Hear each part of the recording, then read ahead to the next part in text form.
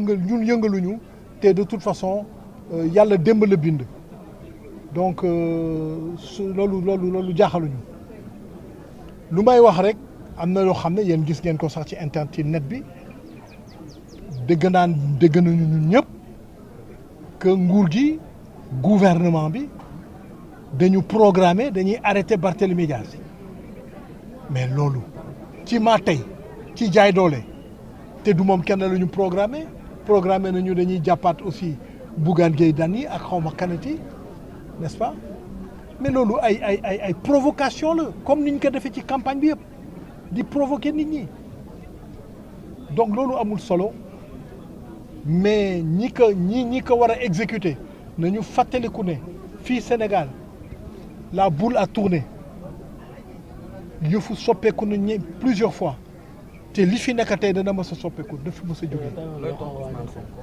non du ma moromam yoo tam xool man maay Jean-Paul Dias. da nga jàpp ni dañ la provoquer personnellement.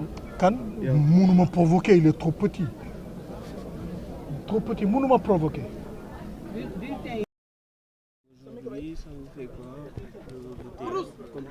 C'est normal, il n'y a rien de spécial, c'est normal. Quand vous voyez votre fils aujourd'hui qui représente la liste nationale de Sàmm Sa Kàddu. C'est pas la première fois qu'il est dans une telle position.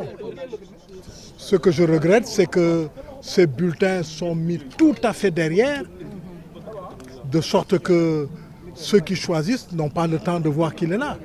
En plus, je voudrais signaler que on nous a rapporté que dans certains bureaux de vote, pas dans celui où je votais, mais d'ailleurs, ces bulletins sont renversés, c'est-à-dire que sa photo n'est pas visible, alors automatiquement ça ne sert à rien. On m'a signalé tout à l'heure qu'à Grand Yoff, avec ces bulletins, on a mélangé des feuilles blanches, etc., etc. La triche ne prospérera pas. De toutes les façons, je souhaite que chacun joue le jeu et surtout que le gouvernement joue le jeu. Voilà.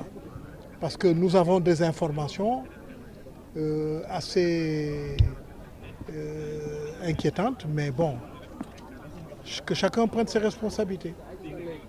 Vous avez bien vu que dans le net, depuis hier, il est dit que est programmée son arrestation. Mais ça, c'est tout à fait dictatorial, c'est tout à fait illégal.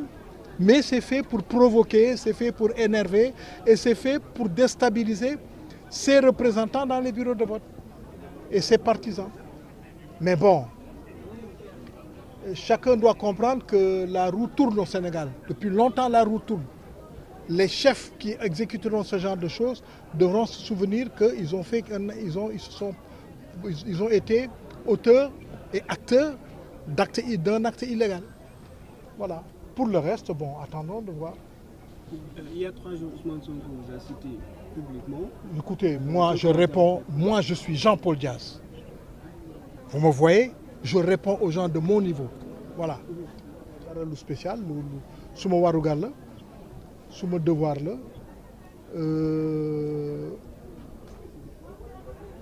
lu ma ci naxari tuuti rek te dama koy ñaawlu mooy le fait que bulletin Sàmm Sa Kàddu bu Barthélémy Dias dañ ko teg ci gannaaw.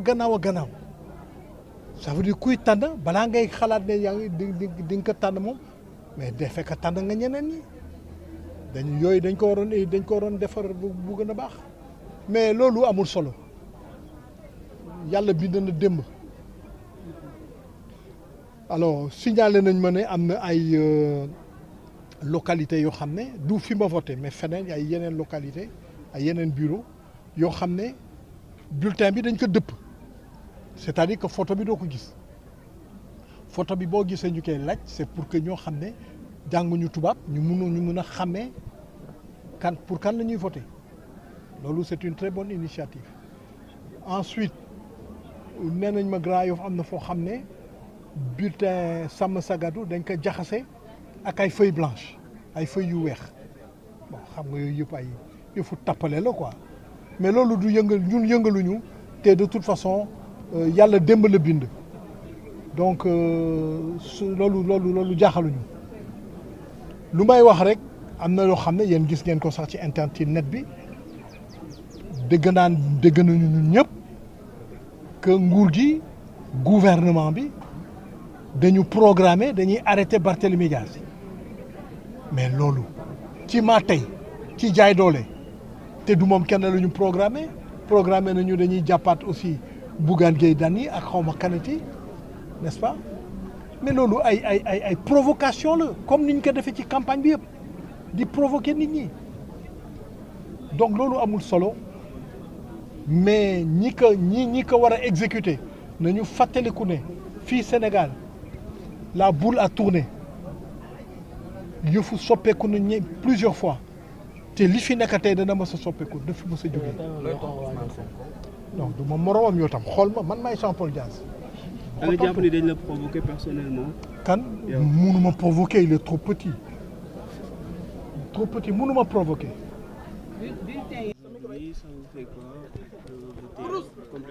C'est normal, il n'y a rien de spécial, c'est normal.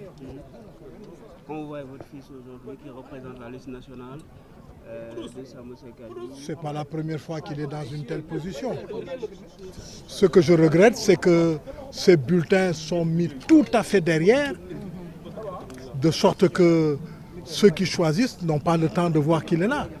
En plus, je voudrais signaler qu'on nous a rapporté que dans certains bureaux de vote, pas dans celui où je votais, mais d'ailleurs, ces bulletins sont renversés, c'est-à-dire que sa photo n'est pas visible, alors automatiquement ça ne sert à rien. On m'a signalé tout à l'heure qu'à Grand Yoff, avec ces bulletins, on a mélangé des feuilles blanches, etc., etc. La triche ne prospérera pas. De toutes les façons, je souhaite que chacun joue le jeu et surtout que le gouvernement joue le jeu. Voilà. Parce que nous avons des informations assez inquiétantes, mais bon, que chacun prenne ses responsabilités. Vous avez bien vu que dans le net, depuis hier, il est dit que est programmée son arrestation. Mais ça, c'est tout à fait dictatorial, c'est tout à fait illégal. Mais c'est fait pour provoquer, c'est fait pour énerver et c'est fait pour déstabiliser ses représentants dans les bureaux de vote et ses partisans.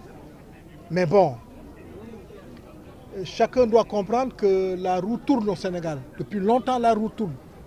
Les chefs qui exécuteront ce genre de choses devront se souvenir qu'ils ont fait, ils ont été auteurs et acteurs d'un acte illégal.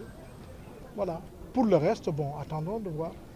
Il y a 3 jours, Ousmane Sonko vous a cité publiquement. Écoutez, moi je réponds, moi je suis Jean Paul Dias. Vous me voyez, je réponds aux gens de mon niveau. Voilà. Si wolof. dara lu spécial lu suma warugal la suma devoir la